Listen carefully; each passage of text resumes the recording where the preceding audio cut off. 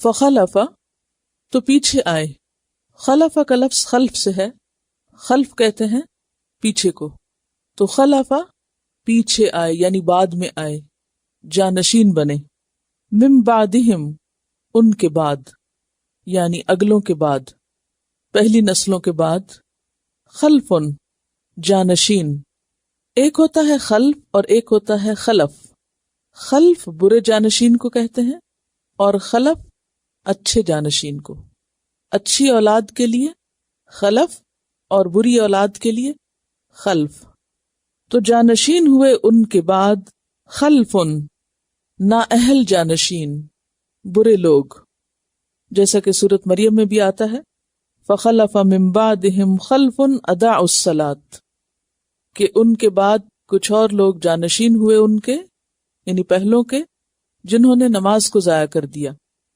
اور یہاں ورث الکتاب، جو وارث بنے کتاب کے، ورثو وارث ہونا، وراثت یا میراث وہ چیز جو مرنے والے کے بعد کسی زندہ انسان کو ملتی ہے، تو ورث الکتاب جو کتاب کے وارث بنے، یعنی پہلے لوگ جب دنیا سے چلے گئے تو اس کے بعد میں آنے والے اس علم کے وارث ہوئے، جیسا کہ نبی صلی اللہ علیہ وسلم نے بھی فرمایا کہ انبیاء درہم و دینار نہیں چھوڑتے یعنی ورثے میں اپنے پیچھے، بلکہ ان کا ورثہ علم ہوتا ہے۔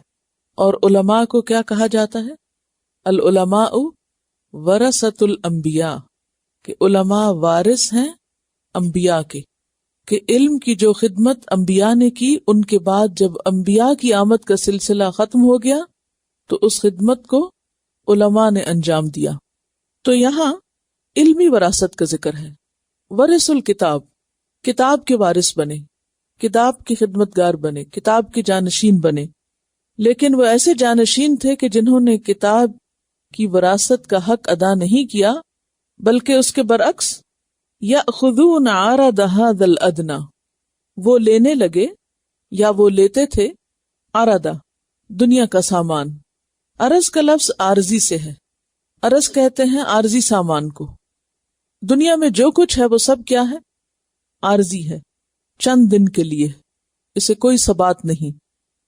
پیچھے آپ پڑھ چکے ہیں تریدون عرض الدنیا واللہ یرید الآخرہ، تم دنیا کی زندگی کا سامان چاہتے ہو اور اللہ آخرت چاہتا ہے۔ تو عرض سے مراد دنیا کا ساز و سامان، دنیا کی چیزیں، ھذا اس یا یہ، الادنا، ادنا سے مراد دنیا ہے۔ ادنا کا لفظ جو ہے یا یہ دنو سے ہے یا یہ دناعت سے ہے۔ دنو قریب کو کہتے ہیں، کیونکہ دنیا آخرت کے مقابلے میں قریب ہے، اس لیے ادنا سے مراد اقرب یعنی قریب ترین چیز جس میں ہم اس وقت رہ رہے ہیں، دنیا۔ یا پھر یہ لفظ دناعت سے ہے، اور دناعت کہتے ہیں حقیر چیز کو۔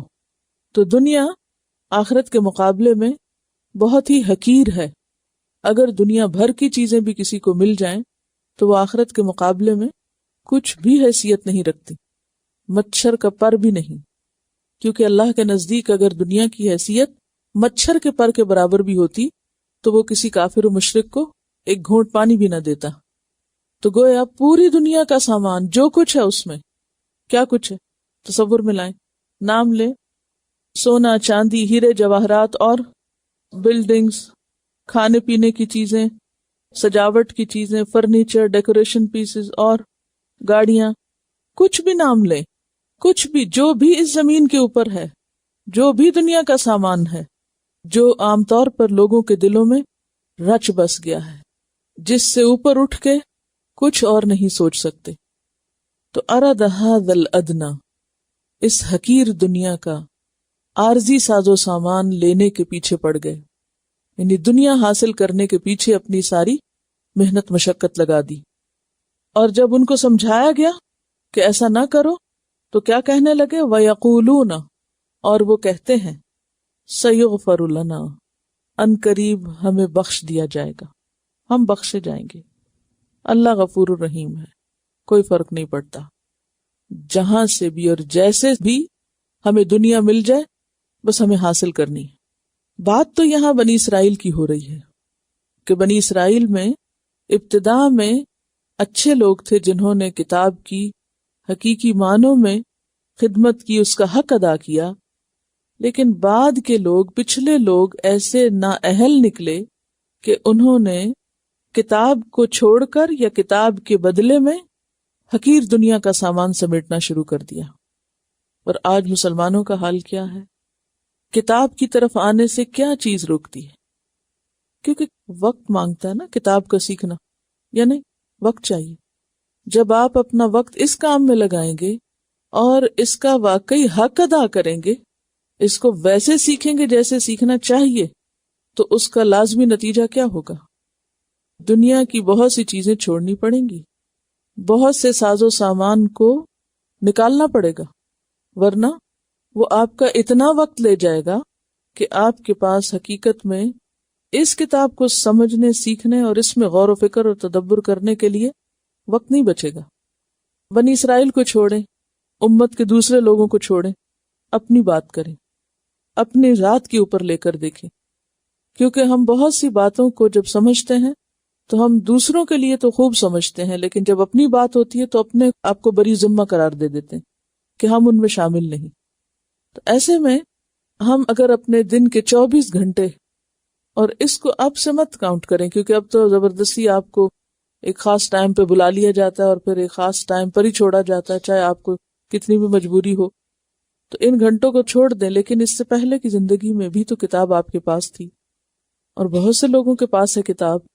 اس کتاب کے لیے دن کے 24 گھنٹوں میں سے کیا وقت نکلتا ہے؟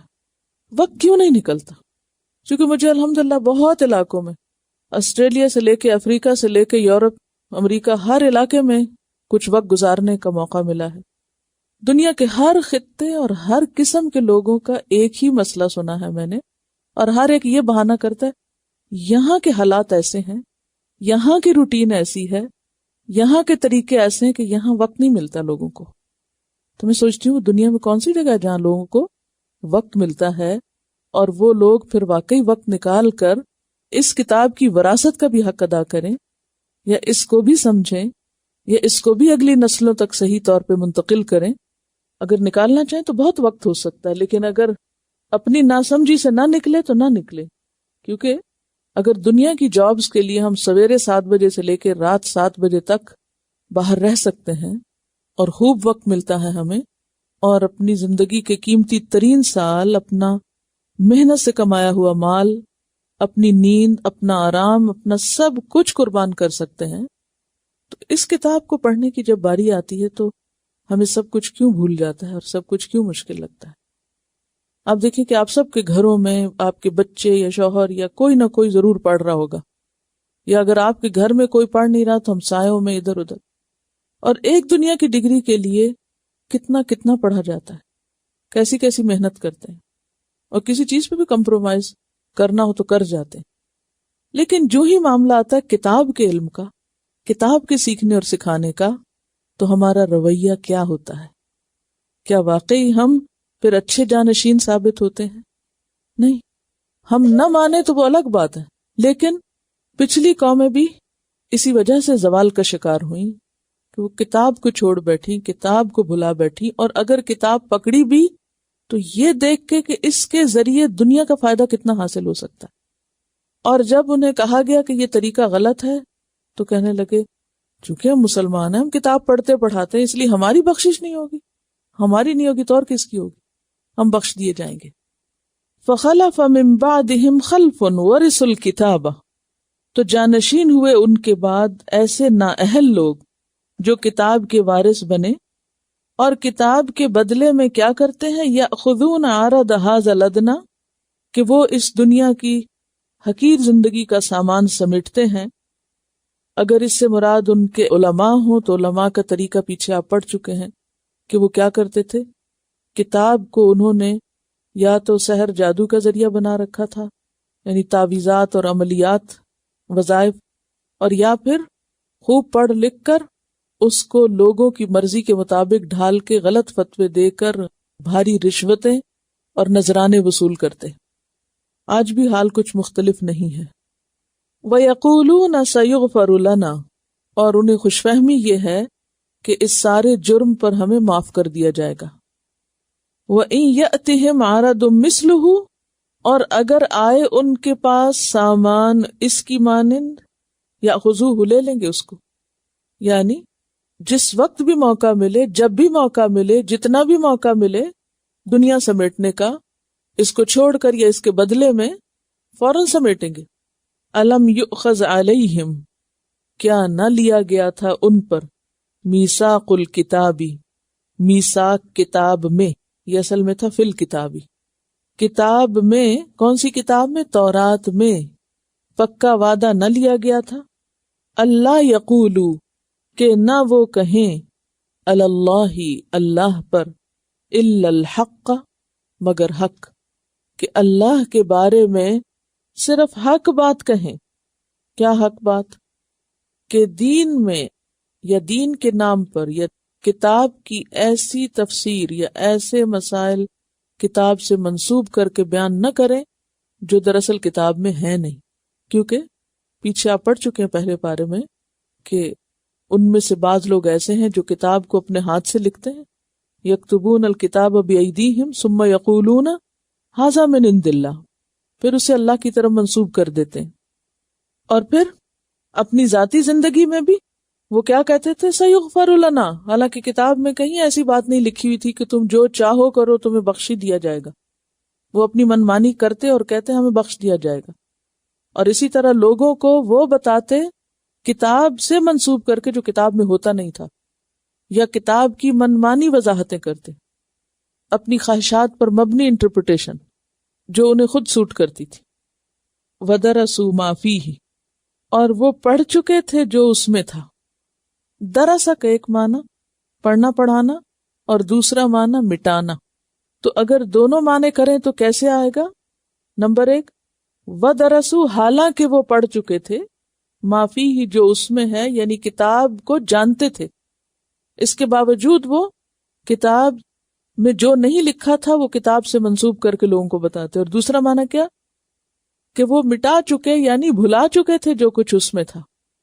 وَالدَّارُ الْآخِرَةُ، اور آخرت کا گھر، خَيْرٌ لِّلَّذِينَ، بہتر ہے ان لوگوں کے لیے، یتقون، جو تقوی اختیار کرتے ہیں، جو اللہ سے ڈرتے ہیں۔ افلا تعقلون، کیا پھر نہیں تم عقل سے کام لوگے، نہیں سمجھو گے، تمہاری سمجھ میں یہ بات نہیں آتی کہ کتاب کیا کہتی ہے اور کتاب کیا چاہتی ہے؟ سورۃ آل عمران 187 میں بھی اس بات کا ذکر کچھ ان الفاظ میں ملتا ہے، وَإِذْ أَخَذَ اللَّهُ مِيثَاقَ الَّذِينَ أُوتُوا الْكِتَابَ لَتُبَيِّنُنَّهُ لِلنَّاسِ وَلَا تَكْتُمُونَهُ، جب اللہ نے پکا وعدہ لیا تھا ان لوگوں سے جنہیں کتاب دی گئی تھی، کس بات کا؟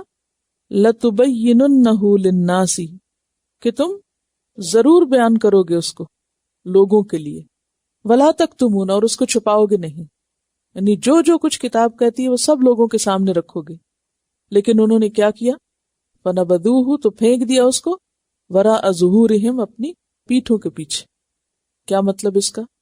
پیٹھ پیچھے پھینک، یعنی بھول بھلا دیا، اس کو غیر اہم سمجھ کے ایک طرف کر دیا، اور کیا کرنے لگے؟ وَاشْتَرَوْا بِهِ ثَمَنًا قَلِيلًا، یعنی صرف کتاب اس وقت اٹھاتے جب اس کتاب سے کوئی دنیا کا فائدہ حاصل ہوتا، ثَمَنًا قَلِيلًا، فَبِئْسَ مَا يَشْتَرُونَ، کتنا برا ہے جو وہ خرید رہے ہیں یا جو وہ لے رہے ہیں، لینے کے معنوں میں ہے۔ تو کیا سیکھا اس آیت سے آپ نے؟ نااہل جانشین اور اہل جانشین میں فرق کیا ہوتا ہے، نااہل وارث اور اہل وارث کون ہوتا ہے۔ مثلا باپ فوت ہو گیا، اس کی وراثت 2 بھائیوں میں تقسیم ہوئی بالکل برابر میں، ایک نے اس مال کو لیا اور اس کو اچھی طرح مینج کیا اور اس کو کاروبار میں لگایا اور اس سے خوب نفع کمایا، اور دوسرے نے اس کو اپنی خواہشات میں اڑا دیا اور چند ہی دنوں کے بعد کنگال ہو گیا۔ تو آپ کیا کہیں گے کہ اہل وارث کون تھا اور نا اہل کون تھا؟ جس نے اس سے مزید فائدہ حاصل کیا، مزید اس سے نفع حاصل کیا، اور نا اہل وہ جس نے اس مال کو اپنی خواہشات میں اڑا دیا اور ختم کر دیا اور چند دن کے بعد کنگال ہو گیا۔ تو کتاب کے اہل وارث وہ ہوتے ہیں کہ جو اس کتاب کو صحیح طور پر سیکھتے بھی ہیں، سکھاتے بھی ہیں، اس پر عمل بھی کرتے ہیں، اور اس سے آخرت کا لامتنا ہی فائدہ حاصل کرتے ہیں، ختم ہونے والا نہیں، چند دن کا نہیں، بلکہ ہمیشہ ہمیشہ کا فائدہ حاصل کرتے ہیں۔ اور نااہل وارث کون ہے؟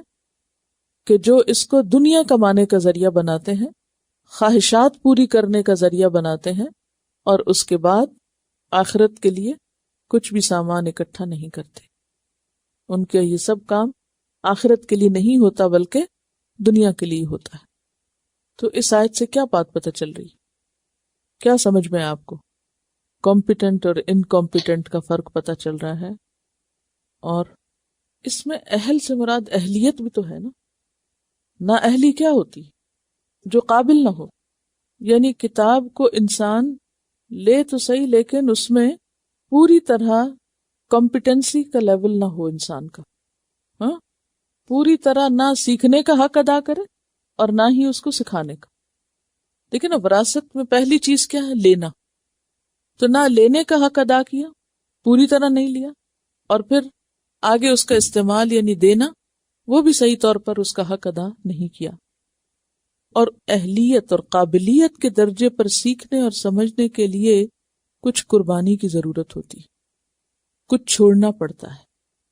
اگر انسان یأخذون عرض ھذا الادنیٰ، دنیا کے مال میں اور دنیا کی چیزوں میں اور دنیا کے ساز و سامان میں ہی کھبا ہوا ہو، اسی کو دیکھ دیکھ کے خوش ہوتا رہے، چیزوں سے ہی دل لگائے رکھے، تو یہ کتاب دل میں نہیں آتی۔ اس کتاب کو سمجھنے کے لیے اور اس میں قابلیت پیدا کرنے کے لیے ایک لازمی شرط رکھ دی گئی ہے، اور وہ کیا ہے؟ کہ پہلے غیر ضروری چیزیں نکالو اندر سے، جگہ بناؤ اس کے لیے، پھر یہ اندر آئے گی۔ عام روزمرہ زندگی سے کوئی مثال دیں چھوٹی سی، یعنی قرآن سیکھنے سے پہلے اور سیکھنے کے بعد، اور قرآن کو سمجھنے کے لیے کس کس چیز کی قربانی ضروری ہوتی ہے؟ سامان کے اعتبار سے بتائیے، عرض ھذا الادنیٰ سے کیا مراد ہے؟ دنیاوی چیزوں کی لالچ اور خواہشات اور لامتناہی، اینڈ لیس، کسی جگہ انسان جا کے رکے ہی نہ، یعنی ضرورت پوری ہے، ضرورت کا سامان ہے، لیکن پھر بھی مزید کی ہرس ہے۔ کیونکہ آپ دیکھیں نا، یہاں پر 2 دفعہ آ رہا ہے۔ پہلی دفعہ یاخذون عرض ھذا الادنیٰ، لے لیا بھی، چلو لے لیا، ختم بات نہیں۔ اس کے بعد دوبارہ اگر کوئی موقع ملا، یعنی کوئی موقع ہاتھ سے جانے ہی نہ دیا، ہر موقع دنیا کا مال اکٹھا کرنے کا، دنیا کا ساز و سامان بڑھانے کا استعمال کیا۔ اب دیکھیے کہ جیسے عام طور پر لوگوں کی بازار جانے کی عادت ہوتی ہے، اور وہ صرف ایک شغل یا مشغلے کے طور پہ جاتے ہیں، ضرورت کچھ بھی نہیں ہوتی، کیا کرنے جاتے ہیں؟ بعض اوقات بالکل فضول بیکار چیزیں جو لا کے پھر ایکسٹرا گھر بھر لیا، پھر اس کے بعد ان کو اٹھایا، ادھر رکھا ادھر رکھا ادھر رکھا۔ کیا اس میں وقت نہیں جاتا؟ بہت سارا وقت جاتا ہے، وقت ہی تو گزارنے جاتے ہیں، اور کیا سوچ کے جاتے، کیا پتا کوئی اچھی چیز مل جائے۔ دیکھیے، اگر واقعی آپ کتاب کے ماہر بننا چاہتے ہیں نا، تو ایک چیز اپنے ساتھ عہد کریں کہ جب تک نیڈ ڈیفائنڈ نہ ہو، واضح نہ ہو کہ یہ چاہیے، یہ ضرورت ہے، بازار نہ جایا کریں۔ ایک تو بدترین جگہ بتایا گیا اس کو، جب تک یہ پتہ نہ ہو کہ یہ چاہیے، مائنڈ میں اتنا کلیئر اور اتنا واضح ہو کہ یہ میری شدید ضرورت ہے، یہ چاہیے، اور پتہ کر لیں جانے سے پہلے کہاں سے ملے گا، اور سیدھے وہاں جا کے اتریں، اٹھائیں اور واپس۔ پھر آپ دیکھیں کہ بعض اوقات ہم بہت زیادہ بازار میں بھی کیوں گھومتے ہیں؟ یہاں سستا نہیں ہے اور وہاں سستا ہے، لیکن اس سستے میں ہم نہیں جانتے کہ کتنا وقت ہم نے گنوا دیا، ان گھنٹوں کی کوئی قیمت نہیں ہوتی۔ ہاں، پیٹرول کی قیمت ہوتی ہے اور اس وقت کی قیمت ہوتی ہے، اور بعض اوقات ہم اتنے دھوکے میں ہوتے ہیں نا، ہم خوش ہو رہے ہوتے ہیں یہ ہم نے اتنا سستا لیا، لیکن اس اتنے سستے میں ہم نے کتنے گھنٹے لگائے، ان گھنٹوں کو آپ خریدیں دوبارہ کہیں سے، پوری دنیا کی دولت دیں تو وہ گھنٹے آپ دوبارہ اپنی زندگی میں نہیں لا سکتے، جو آپ نے بیکار میں گھوم گھوم کے ضائع کیے، محض چند ٹکے بچانے کے لیے۔ نہ لیں آپ، لیکن وہ وقت بے حد قیمتی ہے، کیونکہ وہ وقت ہوتا ہے جو دراصل آپ علم کی دنیا میں یا علم کے اندر رسوخ پیدا کرنے کے لیے استعمال کر سکتے ہیں۔ کیونکہ چلتے پھرتے اٹھتے بیٹھتے کتاب کی اہلیت یا اہل یا کمپیٹنٹ آپ نہیں ہو سکتے کتاب میں، کیونکہ ایک کے بعد آپ کو ایک کتاب، ایک ریفرنس، ایک چیز کو کئی اینگل سے دیکھنا پڑتا ہے، تحقیق کے بغیر اور ریسرچ کے بغیر اور پوری طرح شرح صدر کے بغیر آپ کتاب کے اہل اور صحیح وارث نہیں بن سکتے، کہ آپ کو اتنا کانفیڈنس ہو کہ ہاں آپ پڑھتے جائیں اور آپ کو پتا ہو کہ ہاں اس کا مطلب یہ ہے، اور پورا اطمینان ہو اس پر۔ بہت سی خرابی ہے، کیونکہ یہ میں نے نہیں کہا، نبی صلی اللہ علیہ وسلم نے بازار کو بدترین جگہ بتایا ہے۔ ٹھیک ہے، ضرورت کے لیے تو انسان کو جانا ہی ہے، ضروریات تو پوری کرنا ہی ہے۔ ایک ہوتا ہے ضروریات پوری کرنا اور ایک ہوتا ہے خواہشات پوری کرنا۔ جو مشکل ہے وہ خواہشات پوری کرنے میں، ضروریات پوری کرنے میں مشکل نہیں۔ اکثر ہم بہت سی چیزیں صرف خواہشات پوری کرنے کے لیے خریدتے ہیں، ضروریات کے لیے نہیں خریدتے۔ اب ہم نبی صلی اللہ علیہ وسلم کو اپنے لیے اسوہ حسنہ قرار دیتے ہیں۔ اس اسوہ حسنہ میں کیا چیز تھی؟ خواہشات کی تکمیل تھی۔ ازواج مطہرات نے جب ضروری نان نفقہ مانگا تھا تو اللہ تعالیٰ نے آیت اتار دی کہ آپ کہہ دیجئے اپنی بیویوں سے اگر آپ کو دنیا کی زینت چاہیے تو چلی جاؤ یہاں سے، اور اگر اللہ اور اس کا رسول اور آخرت کا گھر چاہیے تو پھر اور بات ہے۔ ان لوگوں نے صحیح وراثت کا حق ادا کیا اور انہوں نے کام کیا۔ جب تک ہماری پرائرٹیز نہیں بدلیں گی اس وقت تک یہ کام نہیں ہو سکتا۔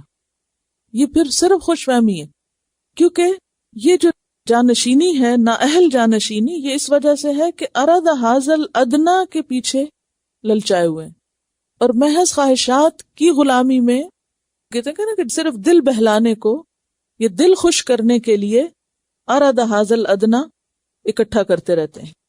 وَإِن يَأْتِهِمْ عَرَضٌ مِثْلُهُ يَأْخُذُوهُ، پھر اور ملا تو اور سمیٹ لیا۔ حالانکہ ان کی ذمہ داری کیا تھی؟ اللہ نے بنی اسرائیل کو چنا تھا، حالانکہ اس کے مقابلے میں فرعون اور اس کی قوم جو تھی بہت پڑھے لکھے لوگ تھے اور بہت ہی ترقی یافتہ لوگ تھے۔ ان کو نہیں چنا تھا، اللہ نے بنی اسرائیل کو چنا تھا، حضرت یعقوب علیہ السلام کی اولاد کو چنا تھا اس کام کے لیے۔ لیکن انہوں نے کیا کیا کہ جب انہیں یہ ساری نعمت دی گئی تو اس کا حق اس طرح ادا کیا۔ ایسے نااہل ان میں سے لوگ آئے کہ جنہوں نے کتاب کو ایک طرف چھوڑا، دنیا کے پیچھے پڑ گئے، اور جب انہیں کہا گیا کہ یہ تمہاری ذمہ داری تو کچھ اور تھی تو کہنے لگے یقولون سیغفر لنا، ہم انبیاء کی اولاد ہیں، ہم تو بخشے بخشائیں۔ بالکل اس فیوچر کے لیے بھی قربانی کرتے ہیں، اور اس کے لیے جتنے سنجیدہ ہوتے ہیں اس سے اگلے فیوچر کے لیے اتنے سنجیدہ نہیں ہوتے۔ تو اصل جو چیز یہاں بیان ہو رہی ہے نا، وہ اہل کتاب کی غیر سنجیدگی، کتاب کے ساتھ نان سیریس ایٹیٹیوڈ،